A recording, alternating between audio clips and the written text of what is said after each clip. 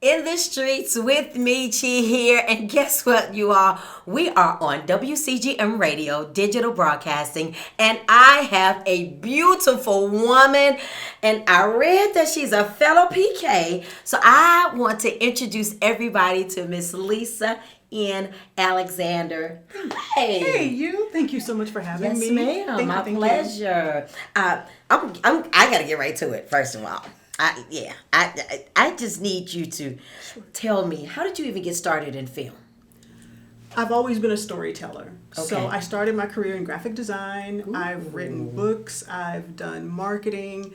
I had my own photography show in Houston. So photography kind of just melded into film. Yeah. It's a different way to tell a story. Yeah. So what had happened was, as a speaker, you have to Yes. have your own reel, right? You have to have a speaker's Yep. reel. Okay. So my husband and I, we make my speakers reel. And so people start asking, well, who's doing your stuff? Who's doing your video? It's like, well, we're doing this in-house. And one too many people kept asking, so it's like, well, let's give this a shot. Yeah. Bought some gear, and the rest is Shut history. up. Yeah. Really? That's how we got into Really? in the film. Yes. So, because I was looking at, I was just wondering, like, did you go to school? No. Like formal training? School of Hard Knocks. Girl, we so connected, because that's how it started for me for radio. It's Yes. Like, I got School of Hard Knocks. I love Yeah. it. I did my first short. I had this idea, this concept that I wanted to convey. So there is a video out there called She Says What. Okay. So I wrote it, produced it, hired a team to direct it. Now the behind the scenes, I Yeah. had no idea what I was doing. Didn't have an idea that I should have rehearsed my lines. I wrote Yeah. it, but I should have rehearsed my lines. So I Okay, get on set and I need yeah. people feeding me lines. But that video is out there, and it's a work I'm still proud of today because I wrote it, did all the things, hired a stylist, makeup, and what was important for me was the message, what needed to be said. She says what. So I encourage people to go find it. She says what. She says what? She said what. Okay. She Yeah. said So what? what? Yeah. She said what? I got it. That's I my got it. first. Okay. My first She said what? That's my first film. I'm all in the car now. She said what? That's exactly how it's. That's exactly right. All right. Okay. Now, My Father the Queen. Yes. This movie title. Why now in 2023? Because I wasn't ready to tell this story in 2022 or in 2020 or even 2018. And so there was some healing that had to happen. Oh. There were some events that had to happen. Okay. And so now the stars have aligned, if you will. Now's the time to tell this story. Now is And the because I have access to, there's something beautiful about being a woman who is not 20. Because as you grow and you mature, Yes, ma'am. there's some life lessons that you learn. There are some connections that you have. So you're in radio, you're in business, you have a better access to your network. So Yeah. they tell you that women entrepreneurs over 40 are more successful than your younger entrepreneurs because we have the experience. We're not new to this. We're not green, and we have these resources that we didn't have in our At 20s. the age of 20, I got it. So for me, that's very real for me Okay. on this side of telling the story. Okay. Absolutely. In 2023. In 2023. I love it. Absolutely. So, in telling your story, who would you consider your target audience? Oh, that's. Like, who you talking to? I am talking to church folk. Okay. I am talking specifically to kiddos with daddy issues, and daddy issues don't have a gender. Just don't have a gender. Can you elaborate on that? So there. Just a little bit. Sure. So Thank there you. is there's a quote that says that a father is a son's first hero and a daughter's first love. And so I say to that point until he cannot fulfill that role. So wherever you fall, non-binary, wherever you fall. Wherever you fall. Wherever you fall. Yeah. And it's like you can carry that pain in your heart if you weren't able to have this healthy relationship with the father figure in your life. And so daddy issues, it does not have a gender. And that's so true As because a we've gender. always heard, even just coming up, and I'm in my early 50s, and I've just been told, or just by society saying, oh, the reason why the girl is this way and the reason why the girl is that way because she got daddy issues. But I very seldom heard people refer to young men as having daddy issues. They would just consider theirs possibly because a mom has not done this, that, or the other. But I literally have not heard that much about daddy issues when it comes to men. So this is how that shows up. Their inability to show emotion, show affection, is because they didn't have that relationship with their fathers, right? They never saw it expressed in the home. Yeah. So yes, daddy issues do show up for men as well. For men as Absolutely. well. Oh, so you're going to break the barrier with this, honey. Yes, please. Come on, hit that glass ceiling. Yes, please. We break it through here. Yeah. Oh, okay. Now, all right. I have another question. In today's world, especially the church, are you concerned about any backlash relating to this topic of discussion and the complexity of what we're actually witnessing today? No. No. Okay. No. Good. I'm not.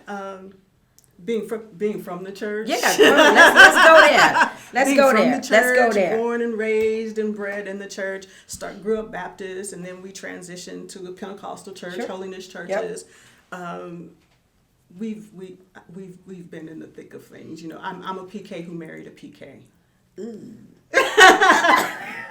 There's not much that you can tell me, you know, because you see, especially when you're growing up and you're in leadership, just because you are a PK and you're privy to some things and you see some, we're going to have the conversation. We're going to have the conversation. So good. That's so good. In the conversation, in your healing, how has it benefited you though, just as you, on this journey of healing, what's the benefit that's been for your life now? So for me, here's how my daddy issues showed up.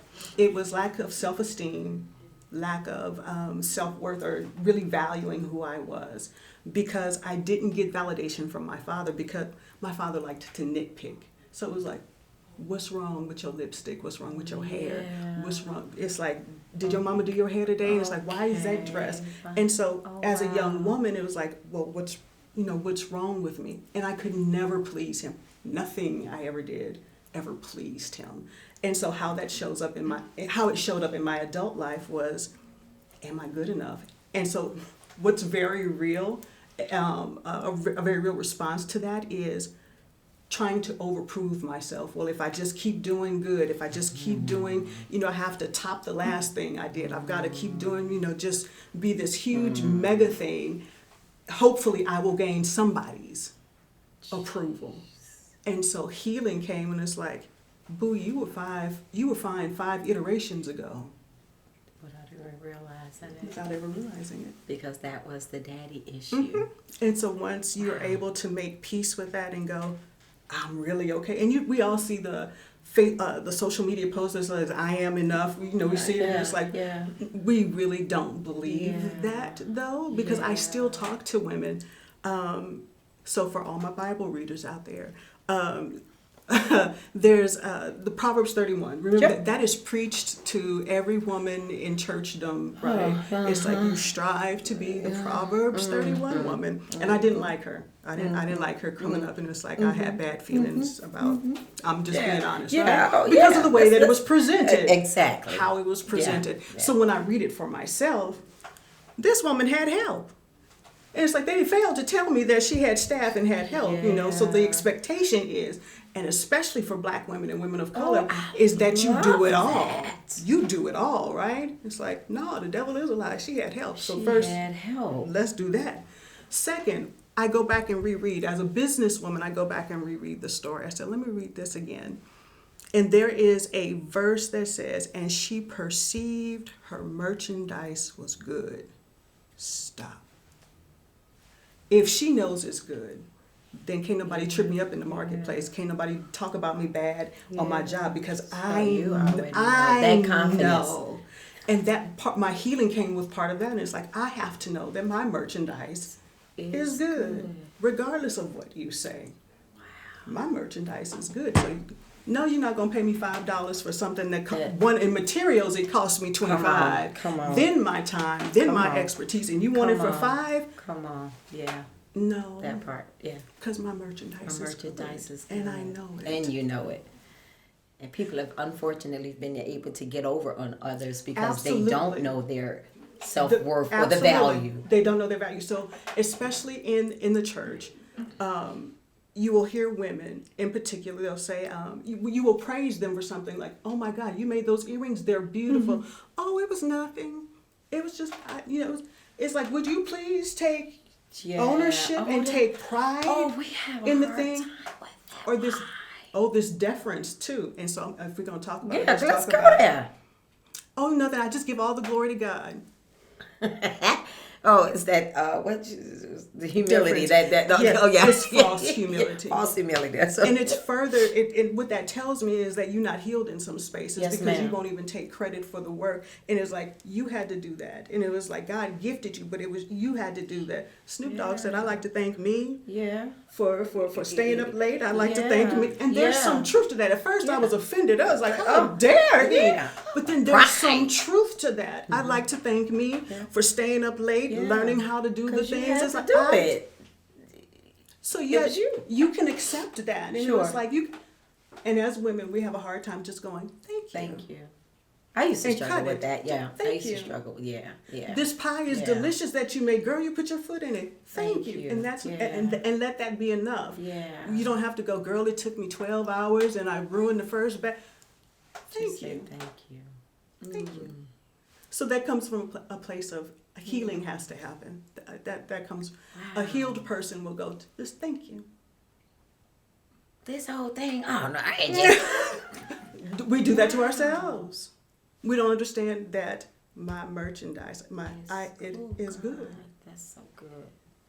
So I realize that. And I think about that scripture says in Psalms, I think 119, we're fearfully and wonderfully made, but I really don't think we understand it. And it says marvelous are his works. Yes. So either you are or you're not. Either Yeah. you're fearfully and wonderfully made or you're not. You're going to choose one. Yeah. Pick one. And I chose to believe fearfully and wonderfully made. I chose to believe gifted, and that Oprah said once, she said that our personalities are here to undergird or to support us, because I didn't always like the fact that I was loud and I liked to talk. Oh, I mean, we're just too much alike, baby. Because sorry. Because the teaching is that women should be meek and we should be Quiet. quiet. And God didn't make me quiet. He did not. I'm sorry. But I'm not sorry. It is what it is. And so our personalities, they're here to support us in the work that we're supposed to do. Because sometimes we'll dumb me down. Oh my God. Just for the sake of others and what others feel like we should be and shouldn't be. And you just can't help that who you are. You're fearfully and wonderfully made. Loud. Absolutely. Fearfully and wonderfully made. A little talking.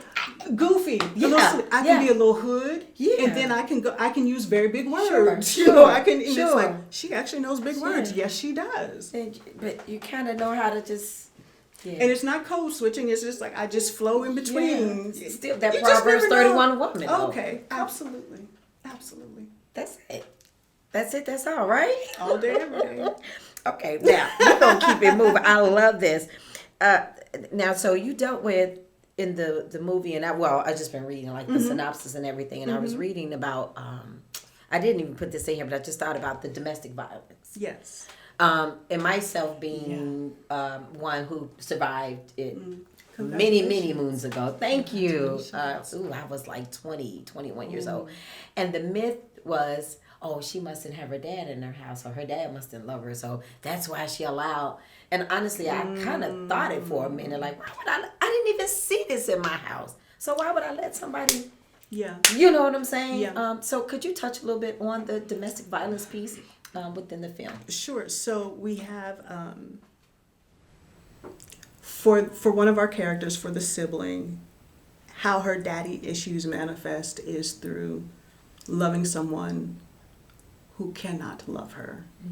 And she gets into a relationship with an abusive man. And she doesn't want to lose him, because she had already lost the love of her father, just trying to get this. And so I have to make this work kind of thing. And what you'll hear from from women is, I need to make this work. And for a plethora of reasons. I don't want to seem like a failure. I don't want to be by myself. It's too hard out here. He really does love me. I just need not to make him mad. Wow. These are the things that we internalize. And then we portray these relationships that they are the end all and be all of everything, which is so disheartening and so harming to women. Because if we can learn to love ourselves, see our value, appreciate ourselves, then there's a level of foolishness we won't tolerate. There you go. But that comes from loving ourselves. So there is a level of foolishness that even happens in the church that we tolerate as women. If we loved ourselves, if we would do right by ourselves, then there's no way. There's a woman that I know who went up to a prayer line and the pastor spit on her. And spit on her. And she stayed. And she wondered what she did to warrant this behavior from the pastor. So when she calls me and she's telling me this, it's like, one, did you cuss him out? Two, you did leave, right? No, she went back to the 5 o'clock service, and I'm going, I don't know how to help you see how this is wrong. That this is control and manipulation in the name of the Lord. Okay. So that was supposed to bring some type of... I have no idea what was going on in that man's mind other than but just mentally and emotionally abusive. For her to, yeah. And she stayed. It took her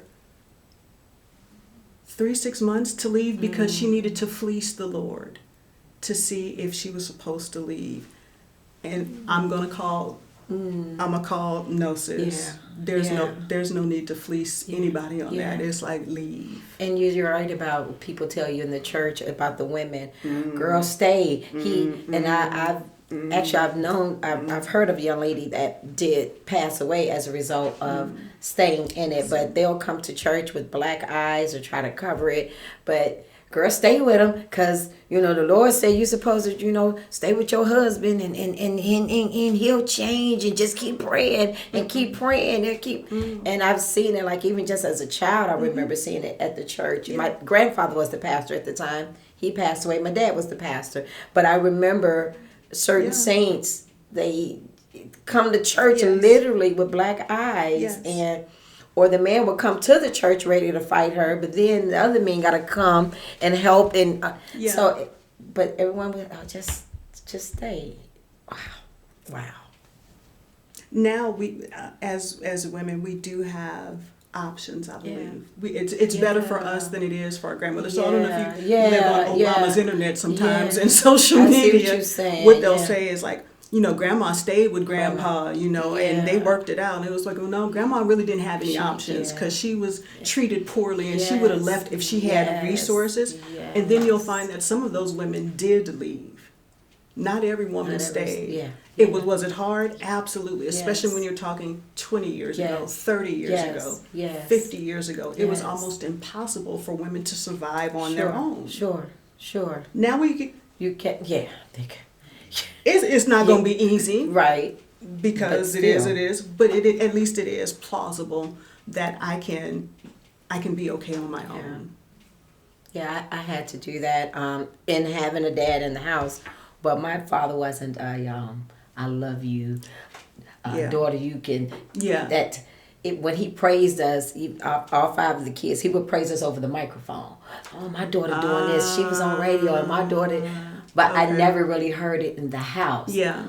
Meechie, I'm so proud of you. And that's where it was counted. I love you. That was, so.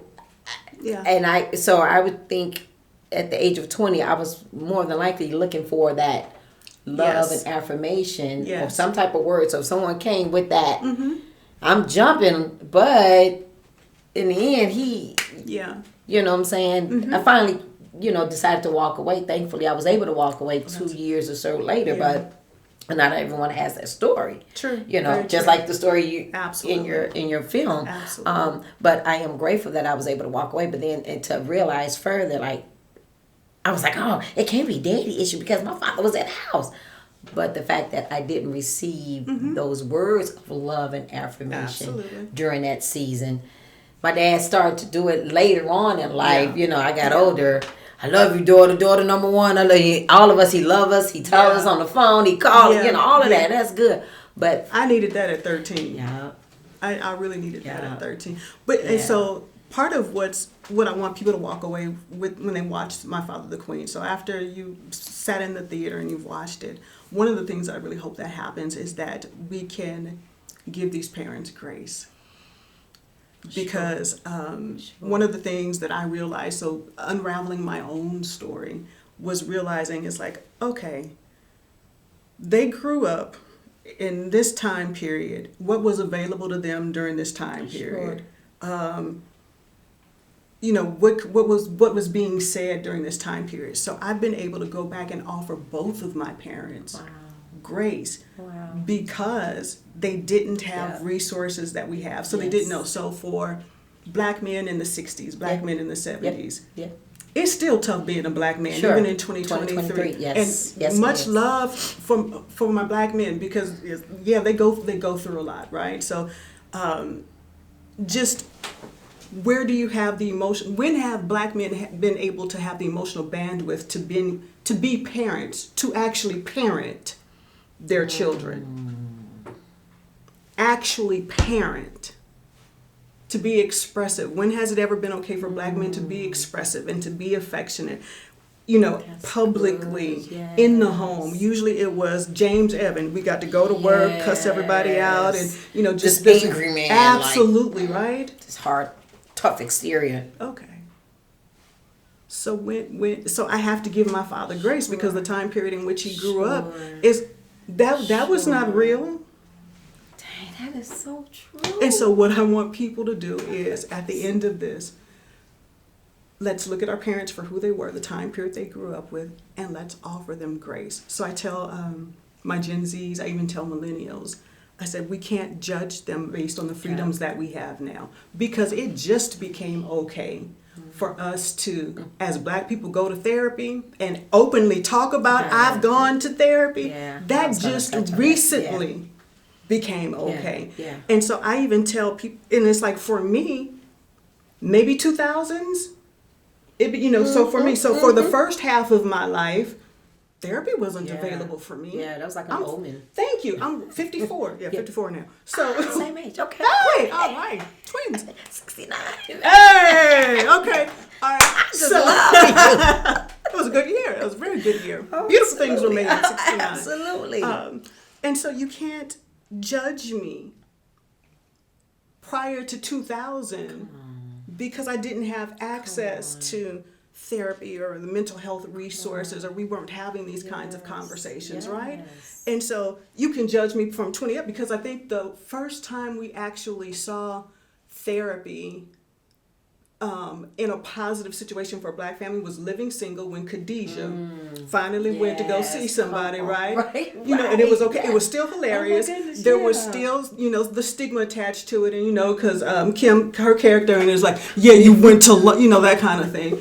But that was the first time I think we had seen that's so good. that it's like, okay, we can go to therapy. Like it's okay. And it's okay. It's okay. What was that, 1999-ish or so, 2000, when Living Single? Okay. Late 90s. Yeah, you're right. Early 2000s. Jeez. Okay.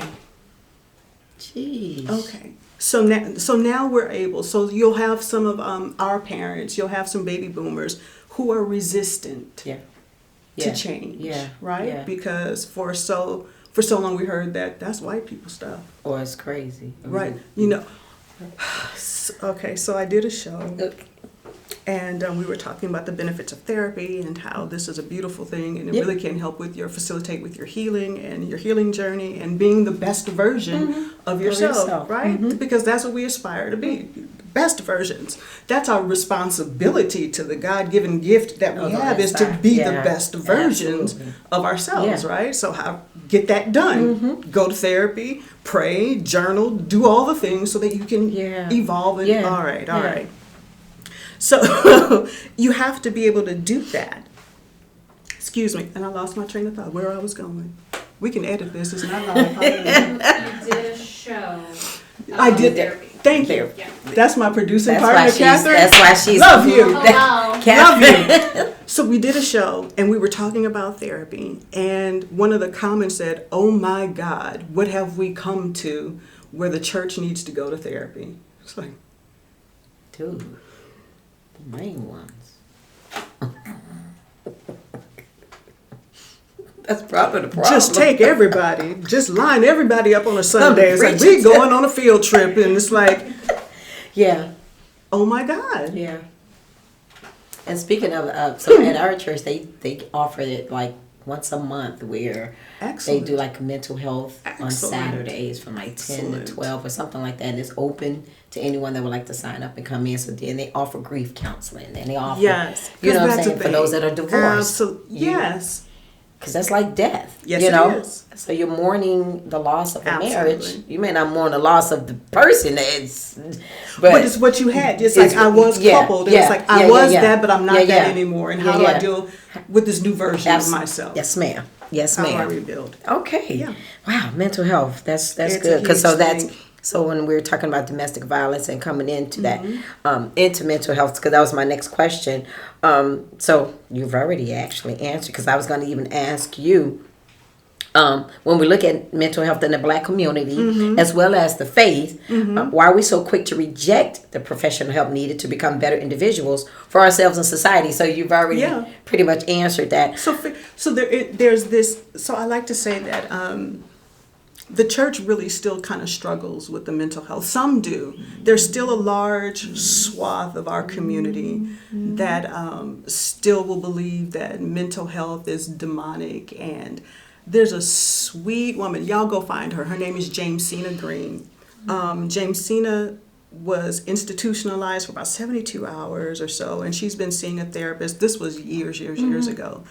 And she tells the story that she had people telling her, see, if you would just live right, see if you would just read your Bible, see if you would just.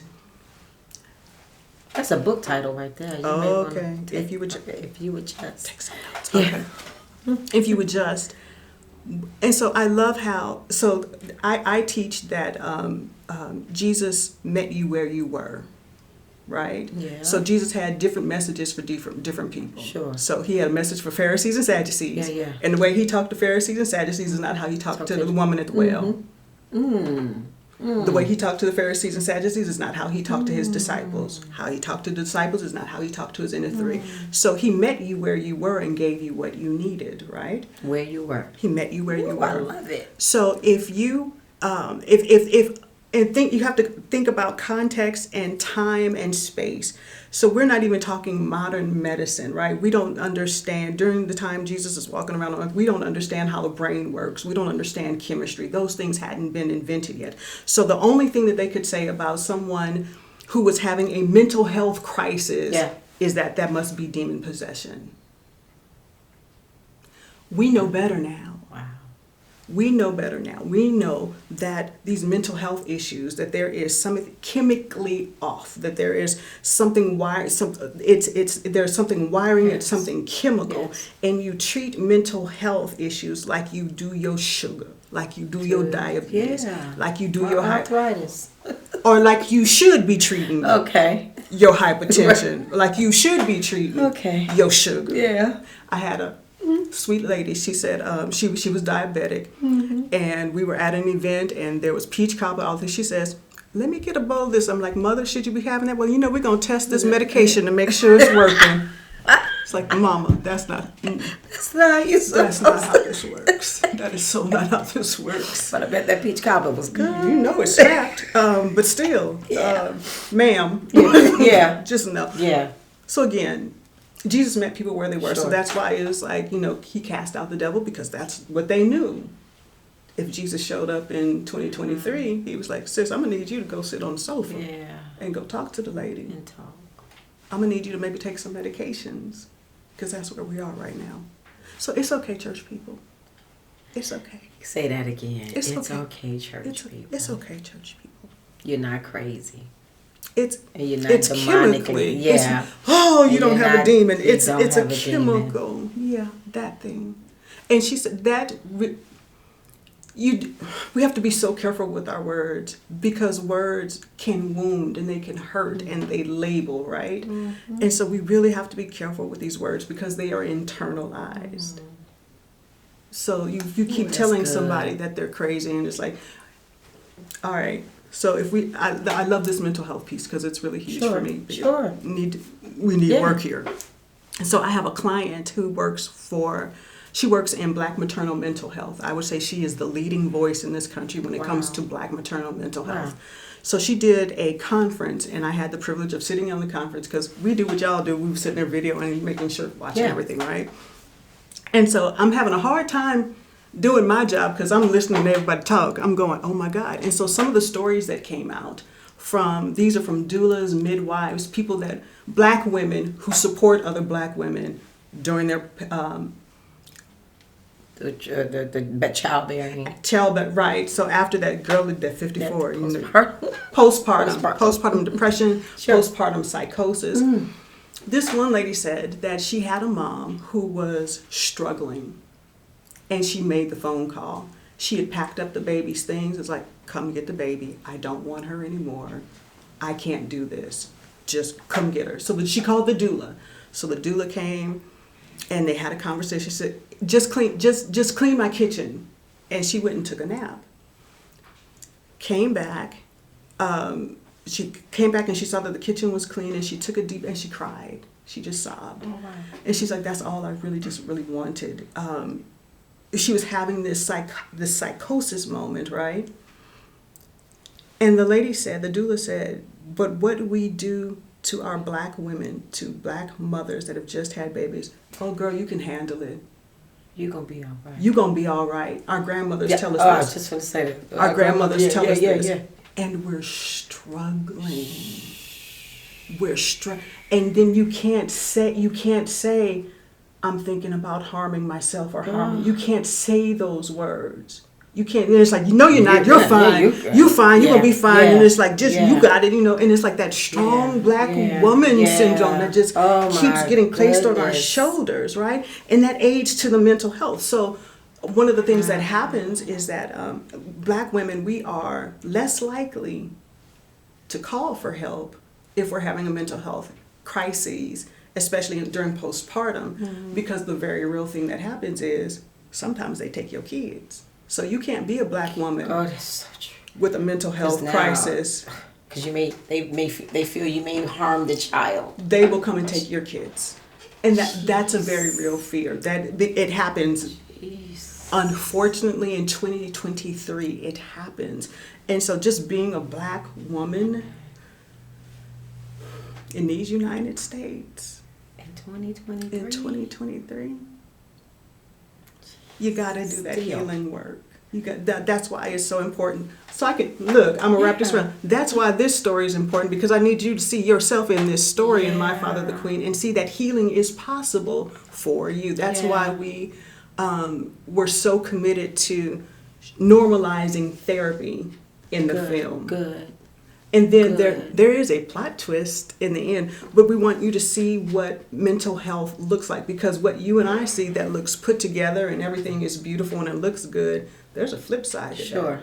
So in the film we and it's necessary, because a lot of time we've worn this mask forever and just everything is we're queens at the mask. Yeah. We're queens at the mask. And it's good that we can be vulnerable and feel the vulnerability and see the vulnerability in the film. I think that would that would help transcend the mindsets of those watching. And it's necessary. And it has to start actually with the children. Yeah. The kids need to even understand the necessity of being vulnerable and being okay to say, I'm not okay. I'm not okay. It's okay to say I'm not okay. And what's so important is community too. We need true community. Yeah. True community where I have a sister friend I can go to. It's like, it's been a hellish day. Yeah. I don't want to play no more. You know, I need to have somebody that I can be vulnerable with, and it's like, it wasn't a good one. Yeah. And not her telling me, it's like, oh, you tough girl, go ahead. You got it. I don't want to hear that. I don't want to hear that. Tell me it's like, yeah, girl, it sucks. Because you want to scream, you want to Absolutely. cuss somebody. I mean, just. All of that. But that ear is there to be absolutely. able to. Yeah. You gotta have that. And even if it's just one person, because social media is a farce. Social media is such a farce. When it comes to all the people and the likes and the validation, mental health has declined as social media. That's a different conversation. That's a whole nother. You could do a film on that alone. I'm telling you. And we still haven't come out of COVID right either. The mental health behind COVID, that 2 years of just isolation, folks' mental health still ain't right. Yeah. And a lot of these facilities have closed and are still closing. So. And our kiddos. We have work to do. So how I have time be in your business, how I have time. Yeah. All this foolishness and folly that we can find ourselves into. There's so much work to be done. Well, we're thankful that you are here. So I have something I want to say. I was reading like all the accolades of like everything, even just with the film. Man, has it even been released yet? We haven't even started production. I'm like, oh my goodness! We haven't even started receiving production. all this stuff. Yes. So I was like, I love how you welcome the view of a black man living a closeted lifestyle to please those around him without being true to self. So many of our brothers will and have identified with these issues surrounding this topic. And so I thought about, when I was reading, I looked at this and I was looking at, there's a new video out, Bishop Carlton Pearson.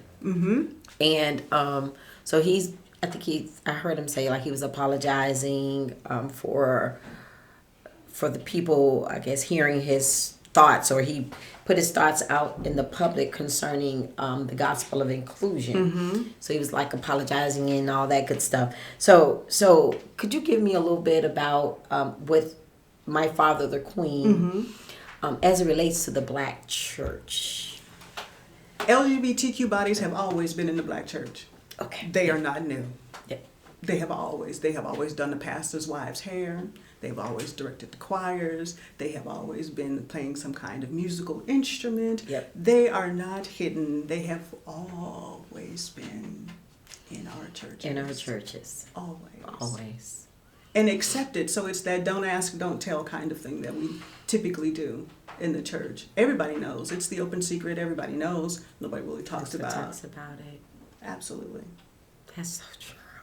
So speaking of the black church then, with the music. Yes. How has that played a role in bringing up this film? So music. Producing the film. So music is this very powerful thing, right? We all have a soundtrack to our lives. My soundtrack's not going to be your soundtrack. I grew up, my coming of age was in the 90s. So 90s R&B. Yeah. Oh my God, that was the best. Fred Hammond and Commission, just that whole the 7 genre. album, that first 2 albums of Radical Commission. for Christ? Yeah. Okay. Yeah. Okay. Yeah. So I feel you. These evoke emotions, right? Yeah, I am a product of the 70s, product of the 80s. Yes. So I remember looking at vinyl covers. So Funkadelic, Parliament, and it was like all it's like the 45s and the 33 and a half or something like that. Yeah. Okay, so I'm looking at the covers, and it's like nobody would explain these covers. Ohio Players, and it's like, now what am I looking at here? And it's like, these are my dad's because my mom was the good Christian woman. See, my parents wouldn't allow that. Oh no, you can't have no blues. I had the saved parent, and then I had the parent that. Okay, so you had both. Okay. I had both. Okay. So I am a PK, and I'm also a queer spawn. I am the child, the daughter of an LGBTQ community member. So I'm not unique, but I am kind of special that I have both as parents. Gotcha. I've got a. How did your mom? How does she cope with having? Let's see. So the film is the film explores what it is to be the wife of someone who's closeted, and you find out afterwards. So that's a myth then, where people would always say, well, I know she had to see it. I know, because I've heard it. So I might have even said to my own self, watching Ilyana Vazant when she's had a couple of those episodes. Really? No idea. And that's what they asked this young lady. Did you see, were No. there any signs? And she No. was like, no, he was No. so loving. He No. was just so, No. he was well with the kids and blah, blah, Because blah. you do what you have to do to protect yourself. And so closeted men, closeted women, they know what to do. They know how to behave themselves. So they adjust accordingly for that. For Like their- you were just talking about with for their own protection. So they know how to play the role. They know how to play the role. And so my sister's passed away. we did the one that was the but see, that's not her story. So the story is loosely based on my life. Okay. So okay. we'll say that Gotcha. the original premise is Yeah, mine, yeah. but then when I started writing, these characters had Yeah, I some got other you. kind of Okay, I story have to tell. mentioned It's too like, about the characters oh in my here. I was God. like, okay. Wait a minute, and I'm sitting here typing, knowing how this film goes, and I'm Yeah. just boohooing and typing at the same time, and it's like, but I know what happens. Why am I crying and typing? Yeah. It was that powerful. That's good. So people know, and they know how to protect themselves. So my sister and I, we didn't fully understand who our father was until we were good and grown. I mean, good and grown. We were well past our 20s. We finally, he would make certain statements, and she and I would look at each other and go, And so we said, I think your daddy gay. And we're just like, I think your daddy gay. And then we would go, oh, then it all made sense. The light bulb. Then it like, all of it made sense. All the connected dots, just all Girl, that the just dot is started. like, that we're here. Oh, and it was like, oh, we must be really stupid. We must be freaking stupid that we didn't see this any sooner. And so you go back and you ask your aunt, on that side of the family, you talk to cousins, it's like, y'all just now finding that out? It's like, they knew since he was. Everyone else knew, but y'all. They knew. They knew. Now, I don't know if this is true, but, and so now I'm on the back end having to piece things together. Mm-hmm. So I think that my parents were kind of put together Okay. by one member of this side of the family. Okay. And this side of the family here just trying to really protect him and let's Okay. get him married with some Okay. kiddos. Got you. Yeah. And it was to save his life, right? Because it wasn't safe to be out loud Sure, and proud sure, in the sure, 60s and the sure, 70s. sure. It's still not too safe in 2023, depending on just black Where you trans are. women Yeah. anyway. So I think they did it, I'm going to say love, but it's twisted because they got a young woman involved who had no clue. Who had no clue. And stayed married for 14 years. They stayed together 14 years before they finally divorced. And it wasn't over that, it was over something else. So how has her healing? Or did it ever? So I'm glad you asked because our other executive producer, she's also an actress. She plays Carolyn in the film. And so she plays the older persona of Carolyn. And how Carolyn just entrenched herself inside the church because that's what she knew to do. Okay. And so And it was safe there, somewhat. Somewhat. It was served. It was safe there. And so what I'll say is that when we talk about showing grace to our parents, I had to turn around and show my mom grace too because I don't know how I would have responded if I had found out that my husband and I had been married to. Yeah. You gave me kids and we. But you prefer someone that's not me and not even my same gender. God. So I can't, there's no woman I can go beat up, that I can go have it out with. You like another man. And what does that do to my femininity? What does that do to me as a woman in the 70s, mind? Because you can't go to Sure. therapy. Who are you Sure. going to go talk to about what's going on in your house? Who are you going to tell? My husband prefers men. Who are you going to tell? So I had to go back and give my mom just a whole. It's like, and my mom passed away. It's like if I wanted to run and just give her a hug, it's like, oh, sweetie. It's like, oh, I didn't know. And so you can forgive some decisions that she made, or how she I'm walked like out that her with my life. parents. Yeah, And I'm it's like like, that. Yeah. Because I don't know what I would have done in the 70s and exactly. found it. Like I don't know. Exactly. I don't know who would have been alive. I Yeah, don't know. Yeah, that part. I don't know. Because it's. What do you do? Do you know if she ever like received that help, or just even about her self-esteem and just as a woman? Do you know if she ever got that? I don't know if closure. I don't like using closure and all, but I don't know, because again, we're talking about baby boomers, and we're talking about people who don't want to talk about their feelings. Okay. So I don't. So it was like pulling teeth, getting any kind of information. And so some things that she would share with me, it was mind blowing. And then that would be it. So I don't know. Okay. I don't know. You don't know. I don't know. That's something, because I thought about my mom and dad. They were married 28 years, and my mom decided, you know what, deuces. Wow. She walked away. We didn't know where she was for 3 weeks. She moved out where everybody was at work. My dad was at work. I forgot where, but everyone was out the house. I was just 20 something, but she just left, and she said she just couldn't take it no more. So things that happened between them, and she said she was short of a nervous breakdown. So this was her only way out. Good for your mom. Yeah, they're both now deceased, but they were cool later and all that, and that was resolved and all. But I just often wondered, like, so her out was to run. Yeah. That was her, Yeah. and she didn't have people that she could talk to, because she didn't know if the women that she was talking to were, Absolutely. he the pastor, he good looking, he played, he the man, and these chicks.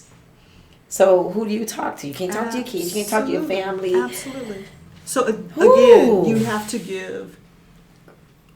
give your parents a certain level of grace. So yeah, and I have done that. Even just my thinking out loud or talking about them, I've had to resolve it even in my heart. They just did the best they could. And some of these Gen Zs and some millennials, they hate that phrase that they did. It's like, that's real. But that's all you have. We have nothing else. They did the best they could. My aunt, my dad's, my paternal aunt, a lot of them are Mississippi, right? So my granddad, he lived to be 90 something. And so my aunt told us that my grandfather, his form of love was making sure the family was okay. So they never heard, I love you. They never. So we realized, so that's where daddy get that from. My father just want to make sure we good. My father bought a house. I was 10 when he bought the house for the family. The house is still there in Chicago on the south side. You know what I'm saying? So my father's form of love or act of love was, I just got to make sure y'all good. I'm taking care of y'all. That part. You got a roof over your head. You don't have to worry about nothing. And so we have to recognize that's all the emotional bandwidth he had to give. That's all he had. That's all he had. That's what he was working with. Yes, and so we have to be okay with that. So that now, as we get to be adults and get to be grown people, right? And we have access to all these tools, then you can validate yourself. Yes. You can give yourself what you need. So I like yoga. So I have a very good yoga practitioner. And one of the things that we do in our class is she's like, you need to just hug yourself. My son loves yoga. And rock. And she says, rock that inner child. Tell that inner child she's okay. So we sit on our mats. You would be surprised at the number of men and women who sit in this position and just weep. I knew that's what you were going to say. Just weep. Because it's like you have to begin to console yourself and heal yourself. Your parents did the best they could. They did the best they could. And now it's on you. resolved within myself Yes. that you Now know what you I'm take saying. that healing up a take that up a notch. Yes. Ooh, oh my goodness, this is okay. We covered all of this other stuff. What makes this film different from all the rest? Because I know you've been in other projects and stuff. So what made this different though? What set this apart? Like, Sure. this is it. Well, first, this is my first feature. Okay, your So first I've done a short. This Yeah. is my first feature, and Okay. I've done documentaries. Yeah. When I was writing the script, so I struggled. This was going to be a novel first, and then I was going to turn it into a screenplay. But I struggled writing the novel because I was trying to adapt it for the screenplay at the same time, which Okay. is mind-numbing work. Okay. And so Okay. somebody finally put me out my misery and they said, Lisa, just write the screenplay. Just write the screenplay and be done. And so I think I had the first 10, 15 pages done, and I sent it off to this gentleman that I had met online.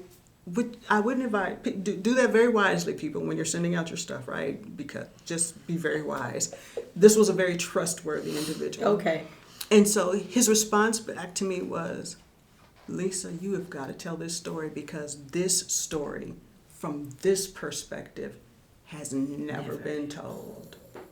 And this is a movie buff. This is a data analyst, somebody that's heavily involved in numbers and crunching. And so I trust when he says this has not been done, it's because he's got data to back it up. This has not been done. See, and I can see this being on something like BT or in the theaters, because it has to go beyond just BET, the Absolutely. theaters. Because I can, like I said, I was just, I printed everything and I was just reading. I'm just, just the characters. And I'm like, I want everybody to have a theater experience. I want everybody to sit there after the movie's done and the credits are rolling. I want you to just sit there for a minute and go, what did I see? What did I just watch? Kind of like Queen and Slim. After I watched that movie, I just sat there and it's like, I'm feeling some kind of way about this movie, and I'm gonna just sit here and let me process my feelings before I walk out of here. I'm feeling some kind of way. Yeah. Beautiful film, love the story, and it's like, but that ending, it's like, let me just sit here for a minute. we're looking at other people. Did y'all? Did you? Yeah.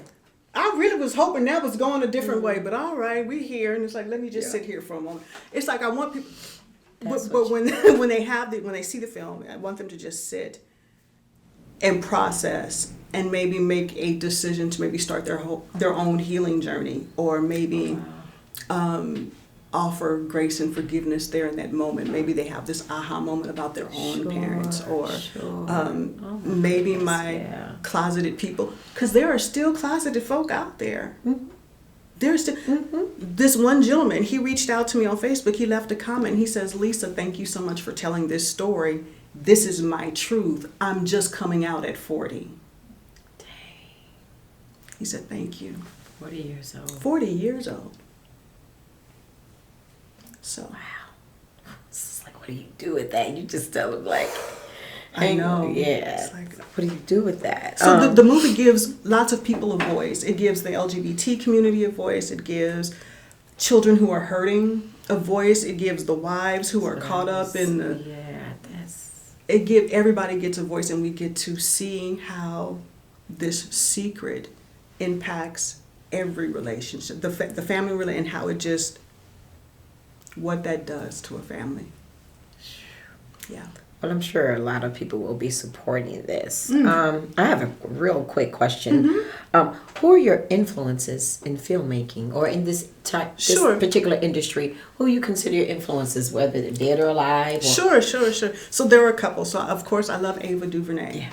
And you'll be surprised, but my favorite work by Ava DuVernay is not a movie. Don't shoot me. But it is a movie, music video. She did Family Feud for Jay-Z's 444 album. Really? Baby. She did that. That thing. Wow. I'm just... So she's been out for Ava. a long... Oh, that thing is She's been working for... Oh, she's been in the industry for a while. Yeah. She's been... So Ava's work, I love that particular piece of work because I believe in... I don't have... I like short stories. I like long version stories, but that just did so much in those 8-9 minutes. I was wild. It's like the camera angles, the lighting, Yes. it was phenomenal. And it's like, play it again, play it again. So that would be one of my favorites. And of course, there's Julie Dash, Daughters of the Dust. That beautiful piece of work. And then another favorite of mine is Barry Jenkins. So he did If Beale Street Could Talk, and then he did Moonlight. Those are some beautiful films. Technically, those are beautiful. The lighting, the use of shadows, darkness, the colors, texture. I like textures, and those films had feeling. And so I just watch it, and it's like, oh, those are just beautiful. They're just absolutely beautiful. Yeah. So those are some of my favorite influences. I want to tell a picture, tell a story that just really immerses you, and so that doesn't pull you out because of bad audio, bad lighting. Yeah, and that plays a part. Whether Actors people acting, realize it yes. or not, Yes. it's just like being in church. You got the singing is good, or you got the music is off the chain, but somebody is off. Like singing, it's like they had a bad note, so it Yes. takes away from the Pulls experience. you It out just pulls you immediately. out. Yeah. So I don't want anything that will pull you Yeah, out. And so yeah. when you can tell that an actor is acting, then this is gone bad. Yeah. It's like if I can. Yeah. No, don't do that, Bobby. We're going home now. Stop. Yeah.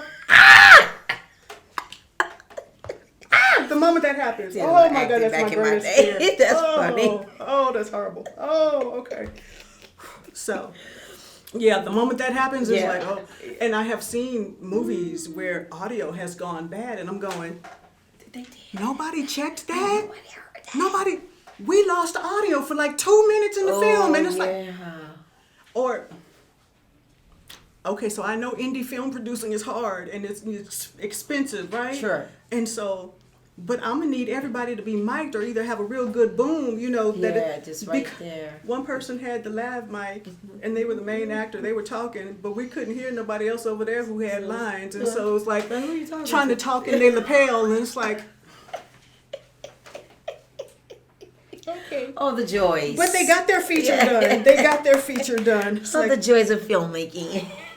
All right, Man. so I have one thing I would ask for you Yes. to do. Could you share a thought or two for our next mover or shaker in the filmmaking industry? What would you like to share with them in this world of creativity? sure. Find people that you want to work with that you know, like, and trust. Mm-hmm. That was quick. That was easy. Oh yeah. Oh. That was like right. Find the person. Find people that you want to work with that you with. know, like, and That trust. you know, like, and trust. So I'll say this. I was a chapter president of a women's organization back in Houston, and I was one of the first Black women to lead that organization in a span of like 20 years. So I was the second chapter president in 20 years, right? So, and this is Houston. So I know you hear that Houston is this diverse. Mm-hmm. You hear that? Yeah. Okay. We've heard it. All right. All right. It's diverse. Like a lot of people in It's Chicago diverse. migrate to Houston because It's diverse. I will say that where there's a diverse Yeah, yeah. population, Okay. but when it comes to diverse mindsets, and it may be a little different. All right. So I'm leading, and before I take office, this woman comes to me, and I know her just briefly. We've encountered each other once or twice before. Sure. And she comes to me and she says, I'm going to join this organization. And she says, God told me that I need to support you, that you're going to need this support dealing with what you're going to be dealing with. She says, I am assigned to you to make sure that you get done what you need to get done.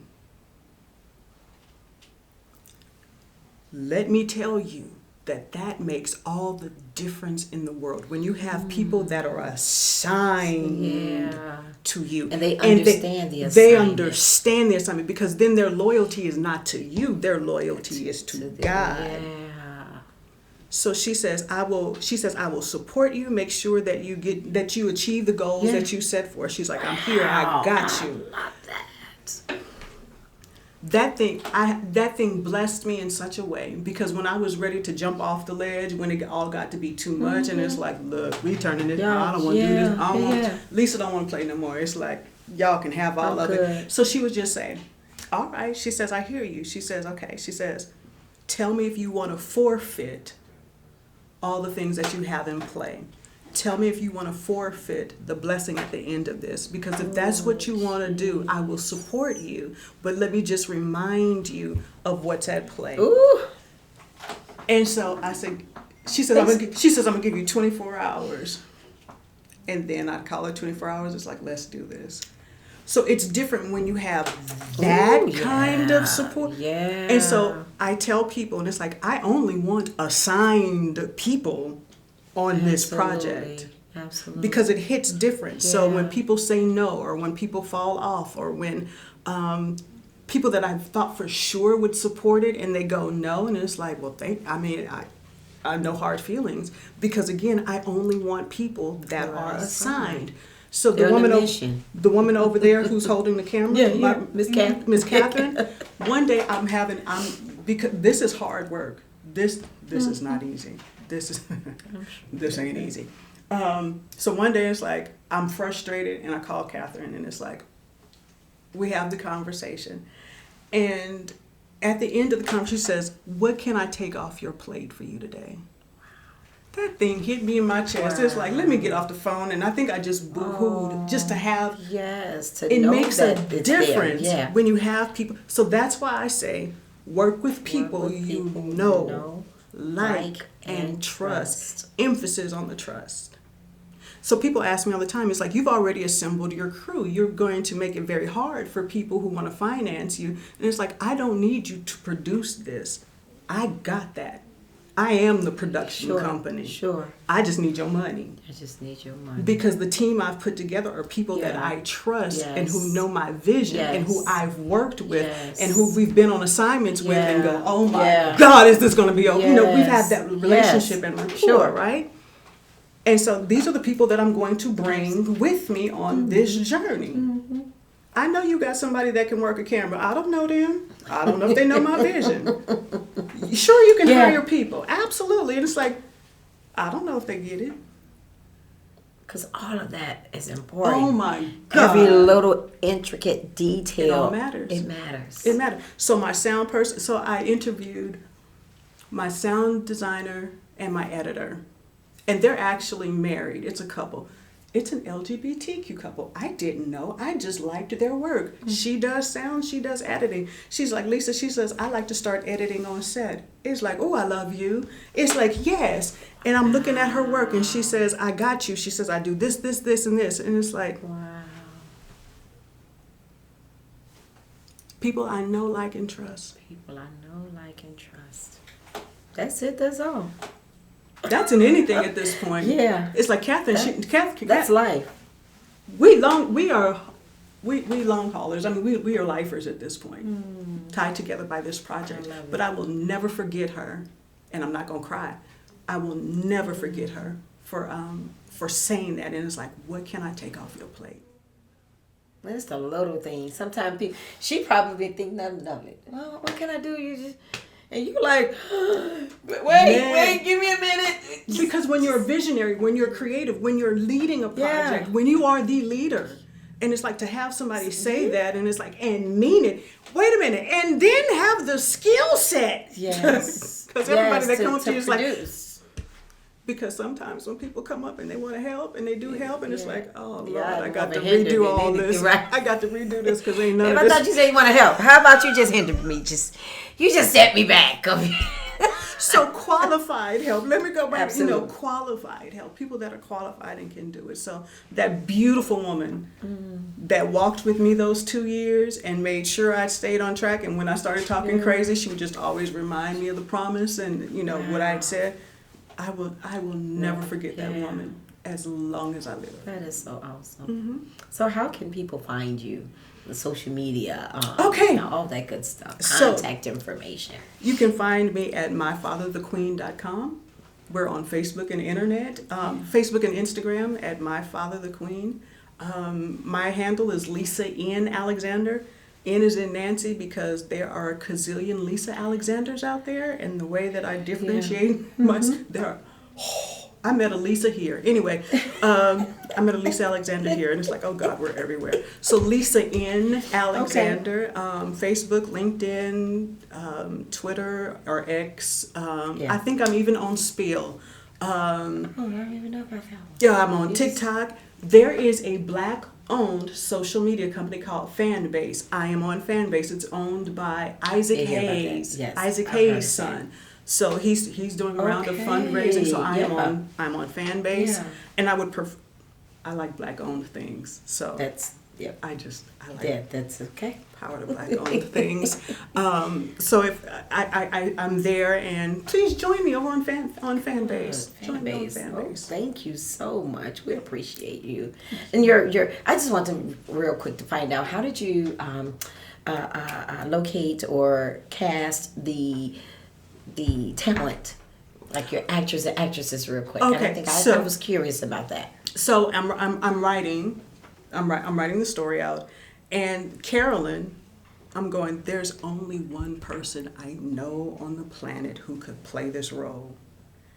I have not talked to her in a few years. We are Facebook friends, but we met each other in person Okay. maybe 10 years prior. Shut up. And so I called Linda. I'm like, Facebook. I'm like, Yeah. Linda, how you doing, girl? It's been a minute. I said, I'm writing a movie. Yeah. And I have this character, and I think you'd be perfect for her. Take a look. Here are a couple of pages of scenes. Just let me Yeah, know it's yeah. LGBTQ themed.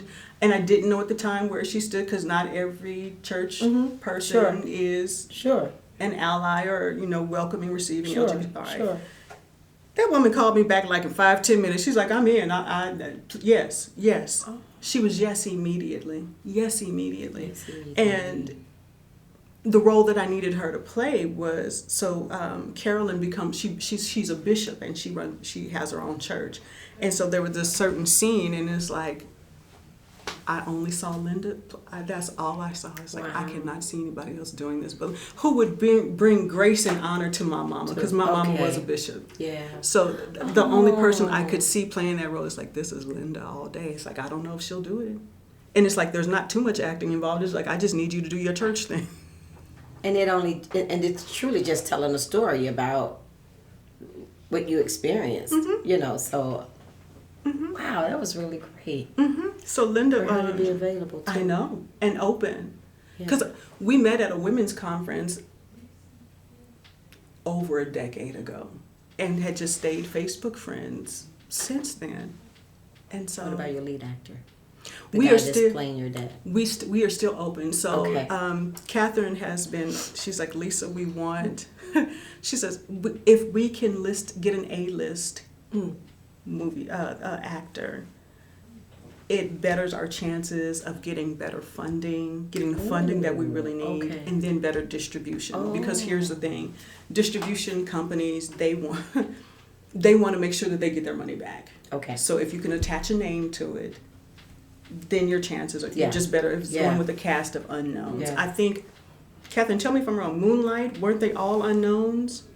Mostly, there were some people who were up and coming. Okay, so but Okay. and Moonlight won the Academy Yeah. with yeah. a bunch of unknowns and Yeah. upcomings. Yeah. And so it's like, if Barry's out there, I would just really love to find out how you pulled that off. Wow. But his work is, that man's work is amazing. It's brilliant. beautiful. Oh my Yeah. God, it's beautiful. Yeah. Beautiful Okay. work. The story will speak for itself, and we want to make sure that we give it its best chance Sure. to be seen. Absolutely. Sure. So we will make this movie with some incredibly talented, wonderful Yes. unknowns if that's what happens. Hopefully, somebody with a recognizable name will get latched onto this project and know how important it is.